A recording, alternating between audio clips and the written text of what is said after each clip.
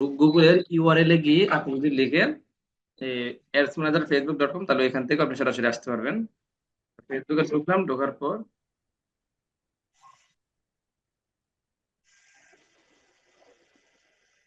থেকে add manager চলে আসলাম।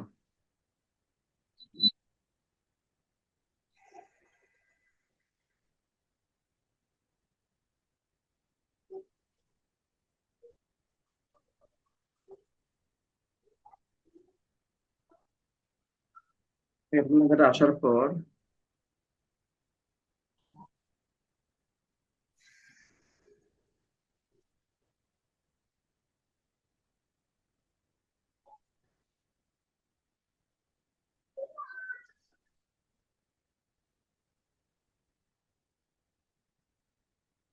Load নিচ্ছে, নেটের স্পিড ইদানিং খুব কমে গেছে।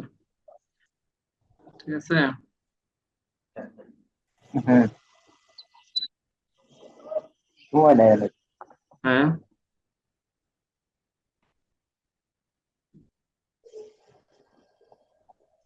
তো আসছে।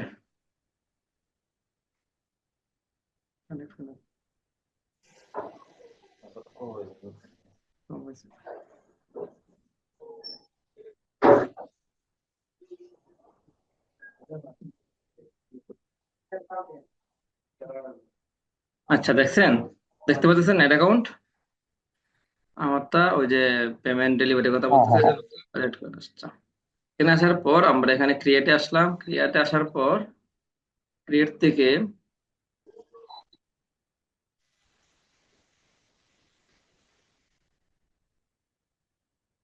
এঙ্গেজমেন্টে গেলাম। এঙ্গেজমেন্টে আসার পর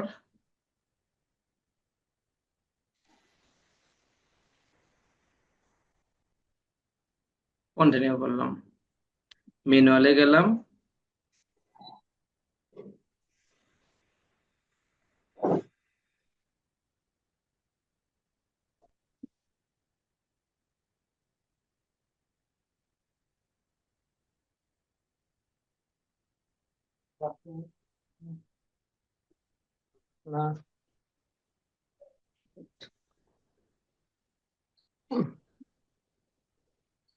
ম্যানুয়ালে এখানে আসলাম, ঠিক আছে। আসার পর আমরা সরাসরি চলে গেলাম আমাদের বাজেটে। বাজেটে চলে আসলাম।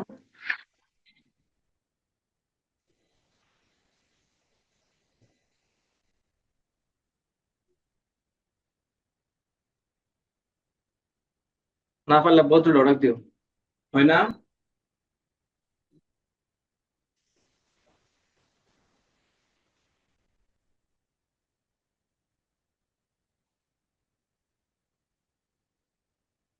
আগে নতুন লাগাইলো।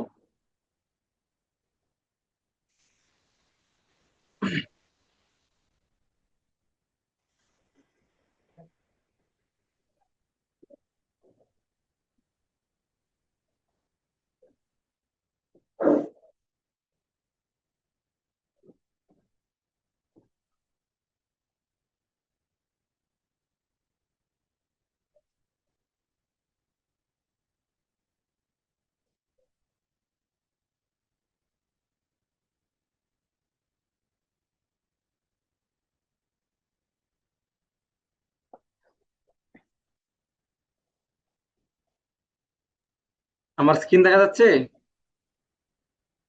হ্যাঁ ভাই, দেখা যেতেছে। এই যে বাজেটে আসলাম। বাজেটে আসার পর আমরা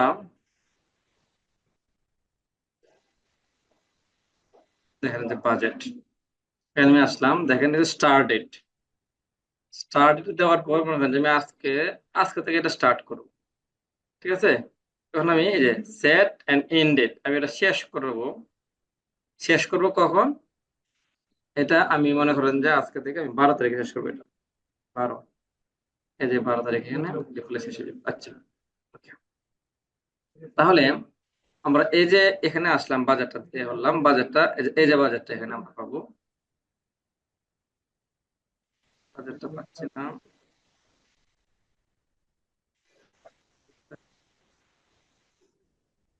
যদি আমরা কোনো অপশন না পাই, এরকম কাজ করতে গিয়ে তখন নিচে আমরা যে অপশনগুলো পাবো সিমোর, ওই সিমোর আমরা কি করব, ক্লিক করব। সিমোরে ক্লিক করলে আমরা আরো জিনিসগুলো দেখতে পাবো।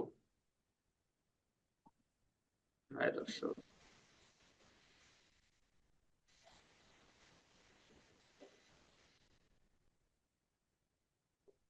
Engagement, conversation, messaging app. এক দেওয়ার পর আমি পেজটা চেঞ্জ করে নিই।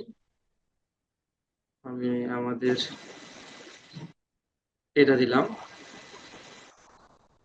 Daily note. আমার ডেইলি নোট নামে আমাদের আছে, আমরা এই পেজটা সিলেক্ট করলাম। সিলেক্ট করার পরে তো এখানে আমাদের সেট করে আছে ম্যাক্সিমাইজ। এখানে যত তাই থাকবে। বাজেট এন্ড শিডিউল আমি আসলাম। আসার পরে যা দেখাচ্ছে আপনারা সবই তো বুঝতে পারতেছেন যে আসলে কি। তারপর আমি কি করলাম, হ্যাঁ, শেষ যে পৃষ্ঠাটা, শেষ পৃষ্ঠায় আমি আসলাম। আসার পর দেখি এখান থেকে আমাদেরকে কি দেখো,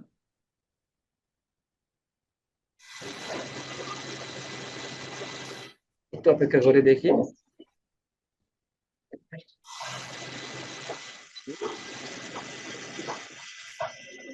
আসার পর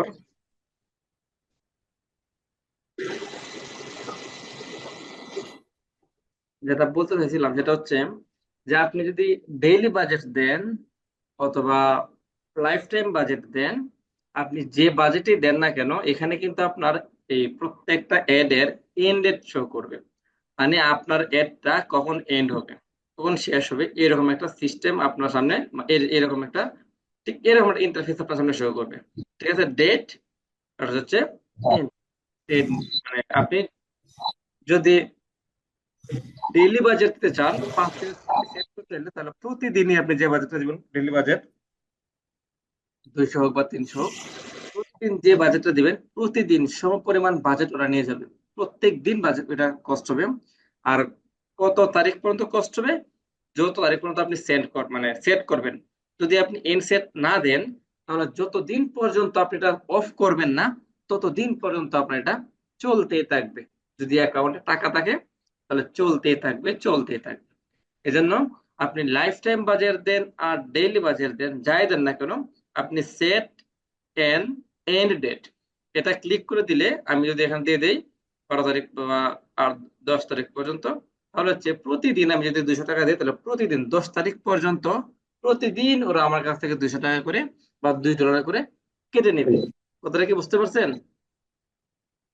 হ্যাঁ, লাইফ টাইম বাজেট দিলে আমরা যে রেজাল্টটা পাবো সেটা হচ্ছে আমার ক্যাম্পেইনের বা আমার বুস্টের টোটাল রেজাল্ট এখানে শো করবে। আর ডেইলি বাজেট দিলে আমি ডেইলি বাজেটের একটা রেজাল্ট আমি পাবো, যে আমার এই টাকাটা কস্টিং হবে প্রতিদিন, আর আমি এই রেজাল্টটা পাইতে পারি। স্টেটমেন্ট ওরা আমাদেরকে দিয়ে দিবে। বুঝতে পারছেন?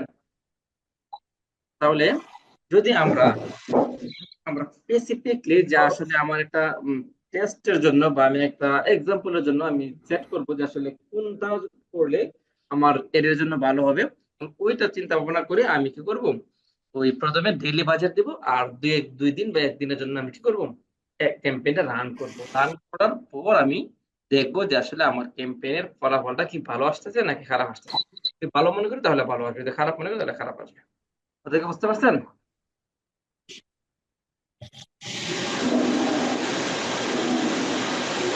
কি আর কোনো সমস্যা আছে এই এড ম্যানেজার থেকে?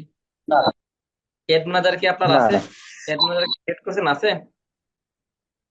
হ্যাঁ, ক্রিয়েট করছি আমি, আছে। এড ম্যানেজার ক্রিয়েট করছেন, আছে। তাহলে আমাদের আর টার্গেট তো, টার্গেটিং আমরা যেখানে ভুল করব সেটা হচ্ছে টার্গেটিংটা। আমাদের টার্গেটিংটা হতে হবে নিখুঁত। যদিও আমি আজকে যে কথাগুলো বলতেছি সেই কথাগুলো যদি আগে বলে থাকি, তারপরেও বলতেছি, কারণ হচ্ছে এই এই জিনিসটাতে আমরা সবচেয়ে বেশি ভুল করি, টার্গেটিং এর যে বিষয়টাতে। কারণ হচ্ছে আমরা যদি টার্গেটিংটা নিখুঁতভাবে করতে পারি, তাহলে আমাদের সেলটা বেশি হবে। দেখবেন যে কারো কারো সেল বেশি হয়, কারো কাছে মানুষ কাজ করে সেল বেশি হয়, আবার কারো কাছে কাজ করে বলে যে ভাই অমুকের কাছে কাজ করে সেল হয় নাই আমার। কারণ হচ্ছে কি, ওর টার্গেটিংটা ভুল করছে, টার্গেটিংটা নিখুঁত হয় নাই বা টার্গেটিংটা অ্যাকচুয়াল হয় নাই, তাই সে ভুল করে তার সেলটা কম আসছে। এখন আমার টার্গেট থাকবে কি, আমার যে প্রোডাক্ট, ওই প্রোডাক্ট নিয়ে আমার মার্কেট রিসার্চ করতে হবে। মার্কেট কিভাবে রিসার্চ করব, দেখবো যে সেম প্রোডাক্ট নিয়ে কোন কোন পেজ গুলা কাজ করতেছে, আর ওদের সেলটা কেমন আসতেছে, ঠিক আছে, বা ওদের রিভিউটা কেমন আসতেছে, ওই রকম আমরা চিন্তা ওই রিসার্চ করব। আমি তো জানি, মনে করেন যে আমি যদি আজকে একটা সাবান নিয়ে বিজনেস করি, তাহলে সাবান সম্পর্কে যারা যারা বিজনেস করে বাংলাদেশে, আমি সবার বিজনেসটা ঘাটাঘাটি করবো, একটু দেখাশোনা করব, চিন্তা ভাবনা করব, গবেষণা করবো তাদেরটা নিয়ে। ওই রকম ভাবে যে যে প্রোডাক্ট নিয়ে কাজ করুক না কেন, আপনাকে মার্কেটটা রিসার্চ করতে হবে। যত বেশি মার্কেট রিসার্চ করতে পারবেন, আপনার টার্গেটিংটা তত বেশি নিখুঁত হবে এবং আপনার কাস্টমার সেলটা তত বেশি বাড়বে। এটা হচ্ছে একটা প্রশ্ন আছে আপনার?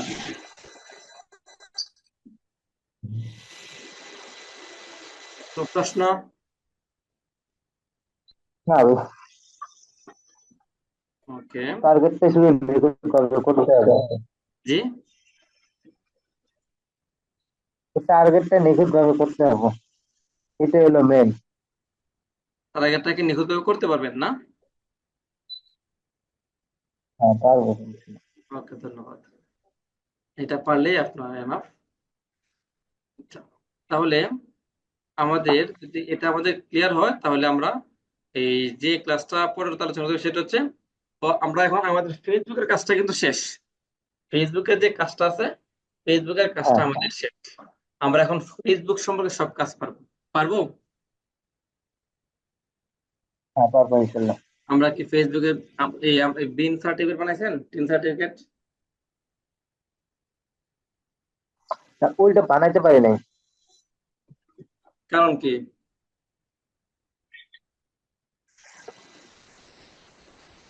বানাতে না পারার কারণটা ওইটা কি? বানাইতে কেন পারি নাই পারেন যে নাই? আপনি ওটার একটা লিঙ্ক দিতে চাইছিলেন, লিঙ্কটা দেওয়ার কথা ছিল, পরবর্তীতে আর দেন নাই আপনি। ওই ইয়ার লিঙ্কটা, হ্যাঁ, হ্যাঁ। লিঙ্ক আপনাকে লিঙ্ক যেগুলো দিচ্ছি, আপনি, এখানে এখানে কিন্তু ওই লিঙ্কটা দেওয়া আছে, আপনি হয়তো খুঁজেন নাই বা খেয়াল করেন নাই, ওইখানে সব লিঙ্ক দেওয়া আছে। ঠিক আছে, আমি আপনাকে আবার লিঙ্কটা দিচ্ছি।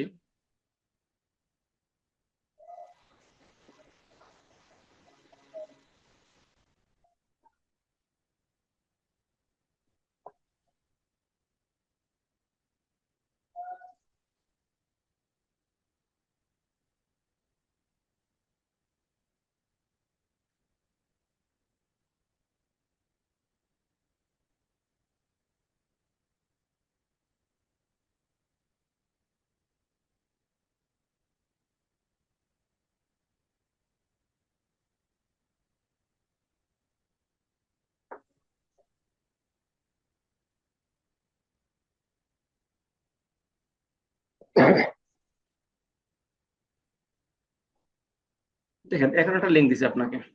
ঠিক আছে, সরি সরি, হ্যাঁ, এটা হ্যাঁ, পাসপোর্টের লিঙ্কটা দিচ্ছি, এটা না, সরি, এটা না, এটা পাসপোর্টের লিঙ্ক।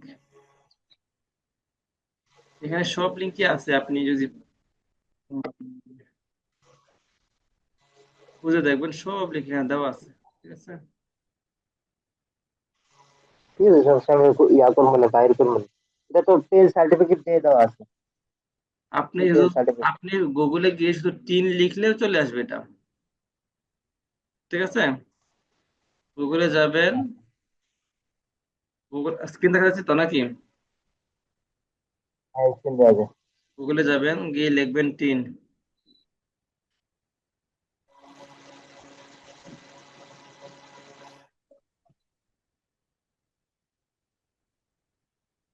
টিন টিন সার্টিফিকেট লিখলে এখানে আসবে, এরকম আসলে দেখেন, যে সোর্সের ঢুকবেন সেটা হচ্ছে আপনার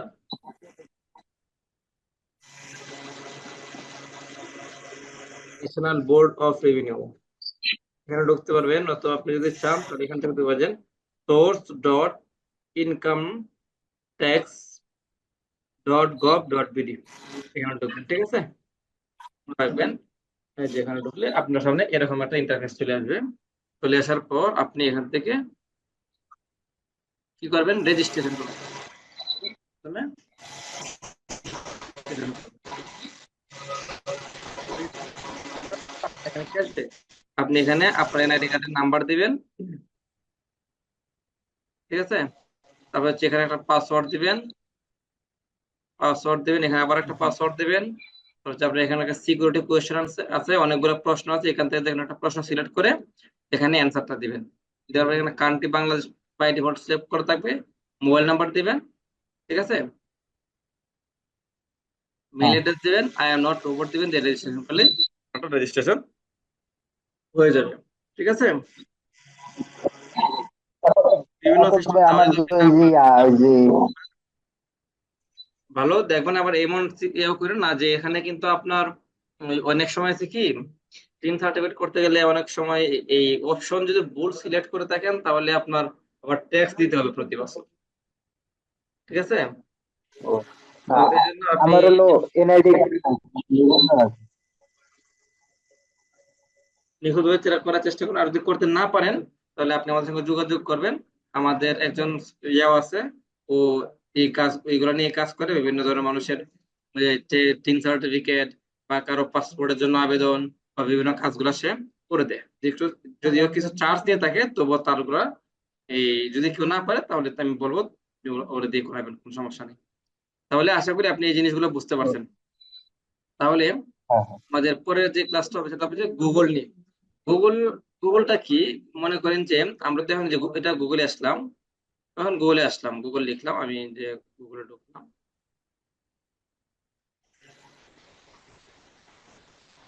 গুগলে ঢুকলাম, যে গুগলে ঢুকলাম। এখন গুগলটা আসলে কি, ঠিক আছে।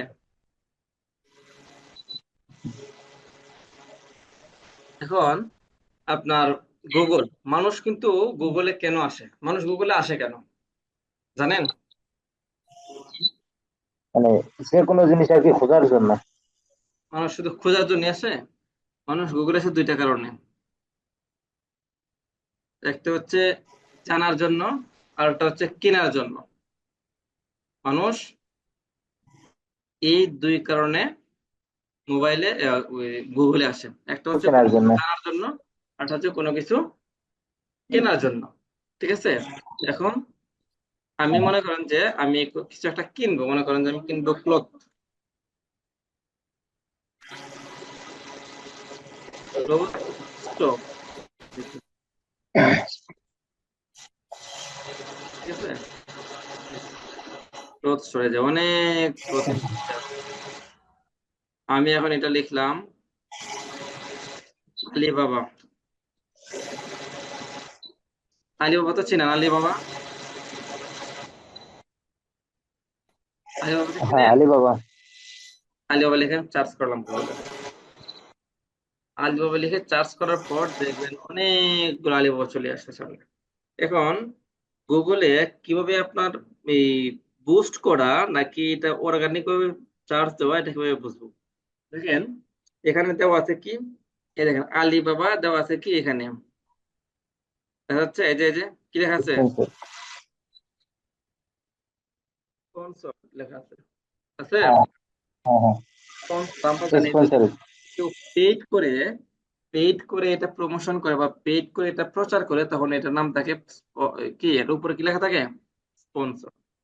যে জিনিসগুলা বা স্পন্সর। যে ওয়েবসাইটের উপর স্পন্সরড লেখা আছে ওইগুলা ফেসবুক, সরি, গুগলকে টাকা দিয়ে ওরা র্যাঙ্কিং এ নিয়ে আসছে। এই যে এটাও স্পন্সরড, এটাও স্পন্সরড। সবার নিচে যদি আমরা যাই, এগুলা যখন পাবো তখন এগুলা কিন্তু স্পন্সরড না, মানে এই এই যে গ্রুপ গুলা, আলিবাবা গ্রুপ, আলিবাবা কম, বি2বি মার্কেট প্লেস, আলিবাবা .com, এই যে জিনিসগুলা, ওগুলা কিন্তু গুগলকে টাকা দেয় নাই। আমরা জানি যদি আপনি গুগলে কোনো কিছু প্রচার করতে চান, মানে মনে করেন যদি কেউ আপনার মনে করেন যে কোনো হচ্ছে রিপন, আমি লিখলাম রিপন, রিপন, সাপোজ আমি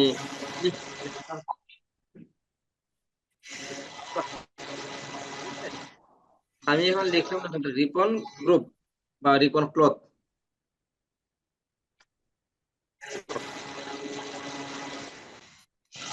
তার মানে হচ্ছে এই রিপন ক্লথ নামে কেউ কোনো কিছু এই গুগলে পোস্ট করে নাই বা গুগলে প্রমোশন করে নাই। কিন্তু আলিবাবা নামে দেখলাম, যে একটু আগে আমি সার্চ করলাম আলিবাবা,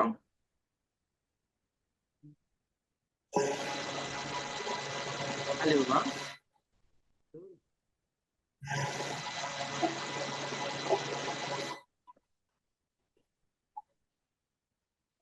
তখন দেখলাম যে অনেকগুলো কি স্পন্সর্ড লেখা, তার মানে হচ্ছে এই যে পেজের যে মালিক আছে, এই পেজ, সরি পেজ বলতে এই লিঙ্কের যে মালিক আছে, এই লিঙ্কের মালিকে ওই গুগলকে টাকা দিছে, অথবা কোনো ও নিজে বুস্ট করছে, অথবা কোনো ডিজিটাল মার্কেটার দ্বারা সে বুস্ট করাইছে, যেন কেউ গুগলে গিয়ে আলিবাবা লিখে চার্জ করলে যেন তার এই কোম্পানিটা বা এই ওয়েবসাইটটাই যেন সবার সামনে শো করে। ঠিক আছে, এই জন্য সে বিভিন্ন ডিজিটাল মার্কেটিং এক্সপার্ট যারা আছে তাদেরকে দিয়ে কি করেছে, সে প্রমোশনটা করাইছে। এখন যদি প্রমোশন না করাইতো তাহলে কি হইতো? তাহলে হয়তো এই আসতো না। তাহলে কেন? সার্চ র্যাঙ্কিং এ তার নামটা সবার উপরে নিয়ে আসা যায়। এই জন্য মূলত গুগলে আমাদের কি হয়, এই প্রমোশন করানো লাগে। ইউটিউবের বেলাও সেম একই কাহিনী। আমি যখন ইউটিউবে ঢুকবো, ইউটিউবে ঢোকার পর আমি দেখবো সেম একই কাহিনী। আরো বহু মানুষ, আমি যখন ঢুকবো, ঢোকার পরে কিছু ভিডিও আসবে স্পন্সর টাইপের ভিডিও। ওই ভিডিও গুলোর জন্য ফেসবুক, ইউটিউবকে সে টাকা দিছে, টাকা দিয়ে তারপর সেই ভিডিও গুলা করাইছে। ঠিক আছে, ভিডিও দেখবেন ঢোকার পরে কিছু ভিডিও থাকে, ফ্রি ভিডিও, বা এখানে নিচে কিছু লেখা থাকে ওই জিনিস।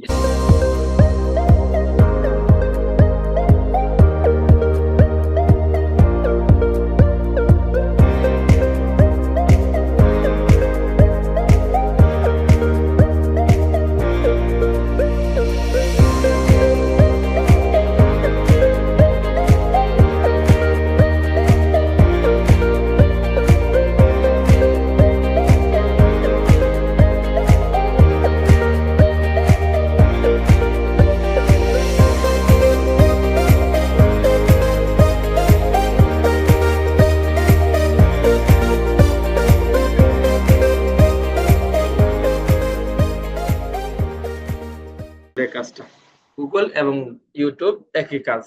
আমরা যদি গুগলে কাজ করি তাহলে এটা ইউটিউবেও হয়ে যাবে, ইউটিউবে কাজ করলে সেটা গুগলেও হয়ে যাবে।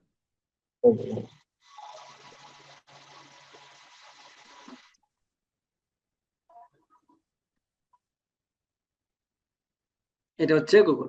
এখন একটা গুগলে অ্যাড অ্যাকাউন্ট কিভাবে ক্রিয়েট করতে হয় আমাদেরকে এখন সেটা দেখতে হবে। এখন অ্যাড অ্যাকাউন্ট কিভাবে ক্রিয়েট করতে হয় এটা আমি আপনাকে একটা ভিডিও দিয়ে দেবো। সেই ভিডিওটা দেখে দেখে আপনি কি করবেন, কিভাবে হ্যাঁ, add ক্রিয়েট করতে পারবো। দিয়ে। মানে ওই ভিডিওটা দেখে দেখে একটা অ্যাকাউন্টটা ক্রিয়েট করবো গুগলে। হ্যাঁ, হ্যাঁ, আচ্ছা এরকম কারণ হচ্ছে এখন আমি, কারণ হচ্ছে আমার যতগুলা এই দেখলেন, মেল দেখলেন, সবগুলা মেইলে আমাদের প্রত্যেকটা মেলের একটা করে অ্যাড অ্যাকাউন্ট তৈরি করা আছে। তো এখন যদি একটা অ্যাকাউন্ট দিয়ে, মানে একটা এই মেল দিয়ে একটা অ্যাকাউন্টে ক্রিয়েট করা যায়, ঠিক আছে। তো এই জন্য আমাদের সবগুলো যেহেতু তৈরি করা আছে, তাই আমাদের একটা রেকর্ড ক্লাস আছে, রেকর্ড ভিডিও আছে, আমি আপনাকে ওই রেকর্ড ভিডিও দিয়ে দিব। ওই কিভাবে অ্যাকাউন্টটা ক্রিয়েট করলে ওটা দেখে দেখে আপনি চেষ্টা করবেন, ঠিক আছে। তাও তাও যদি কখনো না পারেন তাহলে আমরা আপনাকে সাপোর্ট করবো। আর হচ্ছে কিওয়ার্ড প্ল্যানার। গুগল এবং ইউটিউবে কিওয়ার্ড প্ল্যানার হচ্ছে কিভাবে আমাদের কিওয়ার্ড প্ল্যান করতে হয় বা ইউটিউবে রিসার্চ করতে হয়, এটা আমরা আগামী ক্লাসে দেখবো। ইউটিউব রিসার্চ হচ্ছে মানে একটা গুগলে বা ফেসবুকে, গুগলে বা ইউটিউবে একটা নাম লিখে কতজন মানুষের চার্জ করে, আর কতজন মানুষের এই চার্জ র্যাঙ্কিং এ কেমন, ওই বিষয়গুলো নিয়ে আমরা মূলত আলোচনা করব। বুঝতে পারছেন? মানে ইউটিউবে একটা নাম, যে কোনো একটা কোনো কিছু ভিডিও হোক বা যে কোনো কোনো কিছু হোক, সেটা ফেসবুকে বা ইউটিউবে বা গুগলে মানুষের কেমন পরিমাণ চার্জ করে, বা কেমন এটা ইউটিউবের চাহিদা আছে, গুগলের চাহিদা আছে, আমরা সেই বিষয়টা আগামী ক্লাসে দেখবো। বুঝতে পারছেন?